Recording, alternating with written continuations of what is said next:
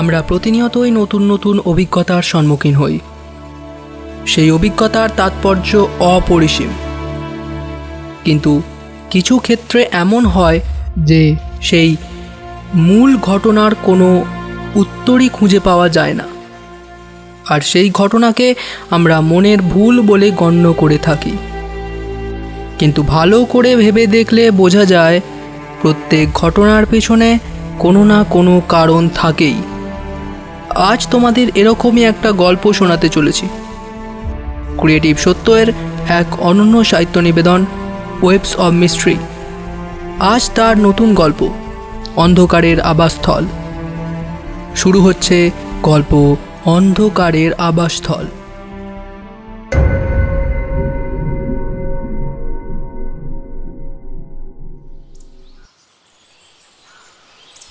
বৈশাখ মাস, সারাদিন প্রচণ্ড গরম। সূর্য যেন ঝলসে দিচ্ছে প্রকৃতিকে। সারাদিন বাড়িতেই ছিলাম, তাই বিস্তীর্ণ মাঠ পেরিয়ে দূরের দিগন্তে ধূসর পাহাড়ের অন্তরালে সূর্য যখন নিমজ্জিত হয়ে আসছে, যখন প্রকৃতি থেকে উষ্ণ প্রাণহীন আবহাওয়া সরে গিয়ে স্বস্তির শীতল আবহাওয়া নেমে আসছে প্রকৃতির প্রাণ ফেরাতে, মন চায় উড়ে যায় পাখিদের সঙ্গে ডানা মেলে দিয়ে নীল আকাশে ছিন্ন বিচ্ছিন্ন মেঘেদের মধ্যে। এইসব ভাবতে ভাবতেই জানালার বাইরে শূন্য দৃষ্টিতে তাকিয়েছিলাম। হঠাৎ কোনো একটা শব্দে আমার ভাবনার ঘোর কেটে গেল। আমি ফিরে এলাম জটিল বাস্তবে। খেয়াল করলাম ড্রেসিং রুমে রাখা টেলিফোনটা বাজছে। আমি ধীর গতিতে গিয়ে ফোনটা ধরলাম। ফোনের ভেতর থেকে আওয়াজ এলো, কিন্তু আমি এক মুহূর্ত চুপ করে রইলাম, কোনো উত্তর দিলাম না, কারণ এই গলা আমার চেনা না। কিন্তু এই বড় অচেনা গলায় কে আমার নাম ধরে ডাকছে। একটু ইতস্তত হয়েই বললাম, ভালো, কিন্তু আপনাকে তো ঠিক চিনতে পারলাম না। আপনি কে? ফোনের ওই পার থেকে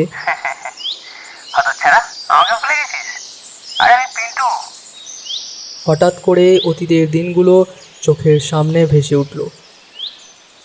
সেই ছোটবেলায় একসঙ্গে ঘুড়ি ওড়ানো, পুকুরে স্নান করা, হীরেন বাবুদের গাছের আম চুরি করে খাওয়া। সেই আমাদের দলে পিন্টু আজ প্রায় 15 বছর পরে ও আমার সঙ্গে যোগাযোগ করলো। আমি বলে উঠলাম, তারপর কেমন আছিস? তারপর তোর সঙ্গে বহুদিন দেখা হয়নি, দেখা করবি আমার সাথে? কেমন ব্যাপারটাকে একটু এড়িয়ে গিয়ে বলতে আরম্ভ করলো। কোথায় থাকিস এখন? আমি বললাম, কর্মসূত্রে কলকাতায় থাকি। এই কয়দিন হলো গ্রামে ফিরেছি, অফিসের 2 দিনের ছুটি নিয়ে। কারই বা গ্রাম ছেড়ে থাকতে ভালো লাগে বল? কিন্তু ওই যে কথায় আছে, কিছু পাইতে হলে কিছু খইতে হয়। আমিও গ্রামে এসেছি। চল তাহলে একটু বোসপাড়ার নীলদিঘির পাড়ে গিয়ে আড্ডা মারি, সন্ধ্যার মধ্যে বাড়ি ফিরে আসবো। আমি তোকে ডাকতে যাচ্ছি, কেমন? এই বলে সে ফোন কেটে দিল। বুঝলাম না গিয়ে আর উপায় নাই। কিন্তু বোসপাড়া সে তো পাশের গ্রামে, অনেক দূর। ঘড়িতে দেখলাম 4:25। এখনও সন্ধ্যা হতে অনেকটাই দেরি। বেরিয়ে পড়ি, অনেক দিন পর ওর সঙ্গে দেখা হবে। মোটামুটি 4:30 নাগাদ বেরিয়ে পড়লাম। রাস্তায় পিন্টুর সঙ্গে দেখা হলো। পিন্টুও সাইকেল নিয়ে এসেছে, তো দুজনে মিলে গল্প করতে করতে পৌঁছে গেলাম সেই বোসপাড়ায় নীলদিঘির পাড়ে। আগে এই দিঘিটায় মাঝে মাঝেই স্নান করতে আসতাম। চারিদিক লম্বা লম্বা সেগুন, বট, অশ্বত্থ গাছ দিয়ে ঘেরা। চারিদিকে জমি আর জমি। একদিকে কয়েকটা বাড়িঘর হয়েছে, 15 বছর আগে ছিল না। অনেকটা দূরে দূরেই বাড়ি। দিঘির জলটা ঘন নীল, যদিও একাংশে তামাটে শ্যাওলা জন্মেছে। গাছের ডালের আঘাতে মৃদুমন্দ বাতাস ওই জল স্পর্শ করে যাচ্ছে। জলস্তরটাও কেঁপে কেঁপে উঠছে। মাকড়সা ও ছোট ছোট পোকা জলের ওপর মুক্তির উচ্ছ্বাসে হেঁটে বেড়াচ্ছে। জল থেকে বেরিয়ে আসা একটা সরু লাঠির ওপর ফড়িংয়ের এক দল উড়ে বেড়ানোর একটা নির্দিষ্ট ছন্দে খেলে বেড়াচ্ছে। এইসব প্রাকৃতিক সক্রিয়তা দেখতে দেখতে আর পিন্টুর কথা শুনতে শুনতে নিজেকে অজান্তেই হারিয়ে ফেলেছিলাম ছোটবেলার দিনগুলোতে। এইসব কথার মধ্যে কখন যে আকাশ মেঘে কালো হয়ে উঠল টের পেলাম না। তারপর আমি বলে উঠলাম, তা এখন কোথায় থাকিস? কোনো উত্তর পেলাম না। কিছুক্ষণ চুপ করে বসে থাকলাম, দুজনেই নীরব হয়ে। তারপর প্রচণ্ড ঝড় শুরু হয়ে গেল। অন্ধকারও প্রায় নেমেই এসেছে। এই দেখে আমি বললাম, তাড়াতাড়ি চল, ঝড় উঠেছে, কালবৈশাখী মনে হয়। আমি এই রাস্তা দিয়ে চলে যাই, এই রাস্তা দিয়ে অনেক কম সময় লাগে। এই কথাটা শুনতে আমি মোটেই প্রস্তুত ছিলাম না। আমি কিছু বলার আগেই ও সাইকেল নিয়ে উঠে দাঁড়িয়েছে। একবার আমার দিকে তাকিয়ে রওনা হয়ে গেল। আমি চিৎকার করে বললাম, সাবধানে যাস। একটু পরেই অন্ধকারে মিলিয়ে গেল। আমিও দ্রুত সাইকেল নিয়ে এগোতে লাগলাম। ইতিমধ্যেই প্রকৃতি খুব ভয়ঙ্কর রূপ নিয়ে নিয়েছে। প্রকৃতির কোমল এবং সুন্দর আবহাওয়া কিছুক্ষণের মধ্যেই পরিবর্তিত হয়ে নেমে এসেছে ঘোর দুর্যোগ। ধীরে ধীরে অন্ধকার বেড়ে চলল ও মাঝে মাঝেই বিদ্যুতের ঝলকানি। বিদ্যুতের ঝলকে এক মুহূর্তের জন্য সব কিছু দৃশ্যমান হলেও তার পরের মুহূর্তেই দ্বিগুণ অন্ধকার। এইভাবে খুব বেশি দূর যেতে পারলাম না। হঠাৎ এক ফোঁটা দু ফোঁটা করে মুষলধারে বৃষ্টি শুরু হয়ে গেল। একটু বিরক্তিতেই বললাম, না আর যাওয়া যাবে না। ওই যে সামনের আলো দেখা যাচ্ছে, ওই দিকেই যাই। রাস্তা ভিজে কাদা হয়ে গেছে, সাইকেলটাও এতে চালানো অসম্ভব। সাইকেল থেকে নেমে হেঁটে হেঁটে পৌঁছালাম সেই আলো জ্বলা বাড়িটার দিকে। একটা ক্ষীণ হারিকেনের আলো খুব কম রশ্মি দিচ্ছে, কিন্তু এত বেশি অন্ধকার যে আমি তা অনেক দূর থেকেই দেখতে পাচ্ছিলাম। একটা খুঁটিতে নিজের সাইকেলটাকে রেখে ছাউনির মধ্যে গেলাম।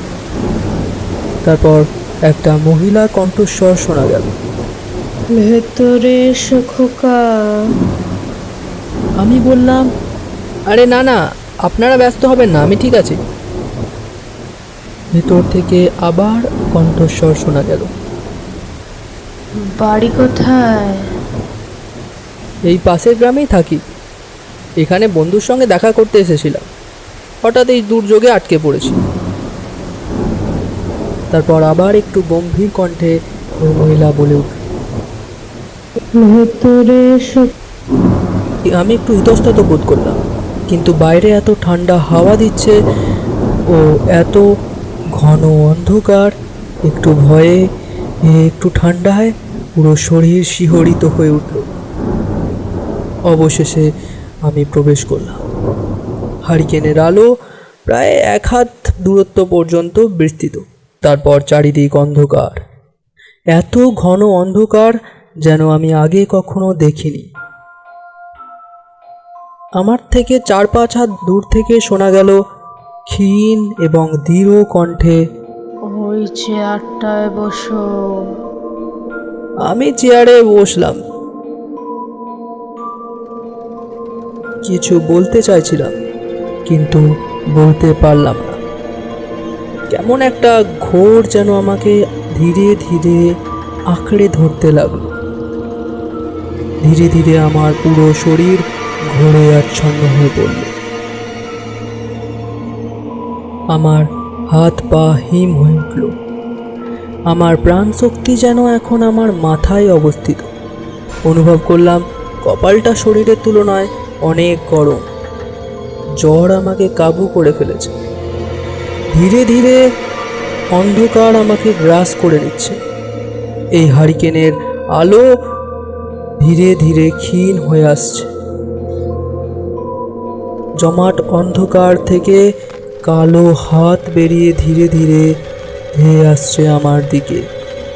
আমার ঘাড়ে কার যেন নিঃশ্বাস এসে পড়ছে। আমার ষষ্ঠতম ইন্দ্রিয় দিয়ে ক্রমাগত অনুভব করে চলেছে। বাকি পঞ্চ ইন্দ্রিয় যেন ধীরে ধীরে অকেজো হয়ে গেছে। স্পন্দন ক্ষীণ হয়ে আসছে। মন বলছে ঘাড় ঘোরালেই কাউকে দেখতে পাবো। কিছু ভয়ঙ্কর আমার জন্য অপেক্ষা করছে। ঠিক আমার পেছনেই জমাট অন্ধকারের মধ্যে মিশে, কিন্তু নড়াচড়া করা বা চোখ খোলার মতো শক্তি আমার অবশিষ্ট নাই। জগতের যত অন্ধকার যেন এই বাড়িতেই এসে উপস্থিত হয়েছে। ওই কালো হাতগুলো আমার গলা পর্যন্ত পৌঁছে গেছে।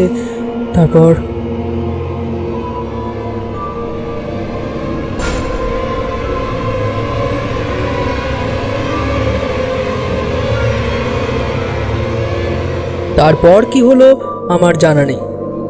জ্ঞান ফিরতে দেখলাম আমি আমার বিছানায় শুয়ে। মা, বাবা এবং পাড়ার কিছু লোক এসে দাঁড়িয়ে আছে। ডাক্তার এসেছে। ডাক্তার বলে গেল রেস্টের প্রয়োজন, তাহলেই সব ঠিক হয়ে যাবে। আসলে অত্যাধিক ভিজে ঠান্ডা লাগার কারণেই জ্বর এসেছিল। তারপর আমি ঘুমিয়ে পড়েছিলাম। সকালে ঘুম থেকে উঠতেই বিদ্যুতের প্রবাহের মতো কাল রাতের সমস্ত ঘটনা মনে পড়ে গেল। তারপর হঠাৎ পিন্টুর কথা মনে পড়ল। কাল রাতে পিন্টু ঠিকঠাকভাবে বাড়ি পৌঁছেছিল তো? এই প্রশ্ন জাগতেই বিছানা থেকে এক লাফে তড়াং করে নেমে পড়লাম।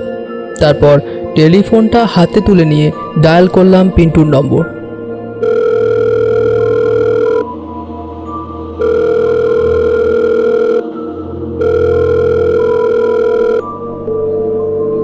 কিছুক্ষণ রিং হওয়ার পর ফোনটা কেটে গেল।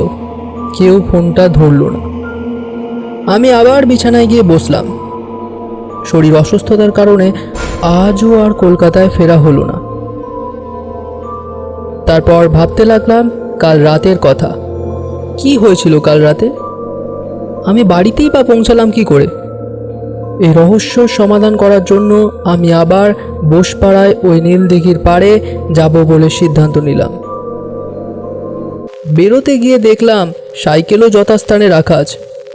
একটু অবাক লাগলো, কিন্তু তা উপেক্ষা করেই বেরিয়ে পড়লাম।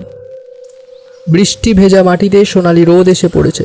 দুদিকের মাঠ, মাঝে সরু রাস্তা, রাস্তার ধারে ধারে সারি সারি গাছ দাঁড়িয়ে, তার ওপর প্রভাতের মৃদু আলো এসে পড়েছে। এইসব দেখে একটু হালকা হলো মনটা। প্রভাতের সৌন্দর্য উপলব্ধি করতে করতে পৌঁছে গেলাম সেই নীলদিঘির পাড়ে। কিন্তু অবাক কাণ্ড, ওই বাড়িটা দেখতে পেলাম না তো, যেটাতে কাল রাতে দুর্যোগ থেকে বাঁচতে আশ্রয় নিয়েছিলাম। ওটা তো এই রাস্তাতেই থাকার কথা, কিন্তু আমি তো রাস্তার দুই ধার ভালো করে দেখতে দেখতে এলাম। তারপর কিছুক্ষণ ভাবনা চিন্তা করে পিন্টুদের বাড়িতেই যাব বলে ঠিক করলাম। যেতে যেতে ভাবলাম ওদের বাড়ি তো আগে কখনো যায়নি। পাশের গ্রামেই বাড়ি জানতাম, কিন্তু কখনো যাওয়া হয়নি। একটু ভাবতে মনে পড়ল ওর বাবার নাম হরিচরণ দাস। রাস্তা দিয়ে একটি বয়স্ক ভদ্রলোককে যেতে দেখে ডাকলাম, এই যে শুনছেন, বলছি এখানে হরিচরণ বাবুদের বাড়ি কোথায় জানেন? ওই ভদ্রলোক আমার দিকে একটু অবাক দৃষ্টে তাকালো। তারপর সামনের দিকে আঙুল বাড়িয়ে দেখিয়ে বললেন, এদিকে। তারপর আমি বললাম, ঠিক আছে, ধন্যবাদ। একটু এগিয়ে যেতেই থমকে গেলাম। রাস্তার বাম দিকে তাকিয়ে গা শিউড়ে উঠল। সেই বাড়ি, যে বাড়িতে কাল রাতে দুর্যোগ থেকে বাঁচতে আশ্রয় নিয়েছিলাম, কিন্তু প্রায় ভগ্ন দশায় এসে উপস্থিত। হয়তো কাল রাতে পথ ভুল করে এখানে এসে পড়েছিলাম। কাল রাতে যেরকম ছিল তা আর নাই। দেখে যেন মনে হচ্ছে বহুদিন ধরে ব্যবহার না করায় এই দশা হয়েছে। পিছন থেকে শোনা গেল, কি মশাই, আপনি কি কাউকে খুঁজছেন? আমি বললাম এখানে হরিচরণ বাবুদের বাড়ি কোথায় জানেন? তারপর ওই ভদ্রলোক বলতে আরম্ভ করলো, ওই তো সামনের ভাঙা বাড়িটা ওনাদের ছিল। আপনি তো এখন আর ওনাদের পাবেন না মশাই। আমি হতভম্ব হয়ে গেলাম। কালকের সেই বাড়িটা। তারপর আবার বলতে শুরু করলো, আজ থেকে 3 বছর আগে ওনারা এই গ্রাম ছেড়ে যাওয়ার দিন অ্যাক্সিডেন্টে পুরো পরিবারের মৃত্যু হয়। আর এই বাড়িতে কেউ থাকেনি। এই বাড়িটা এইভাবেই পড়ে রয়েছে এতদিন।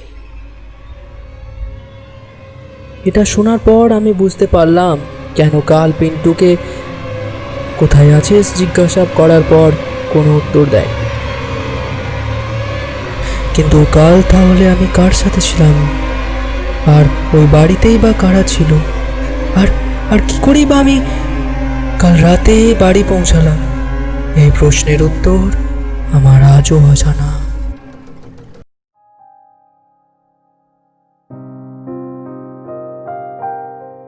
আপনারা এতক্ষণ শুনছিলেন ছোট গল্প অন্ধকারের আবাসস্থল।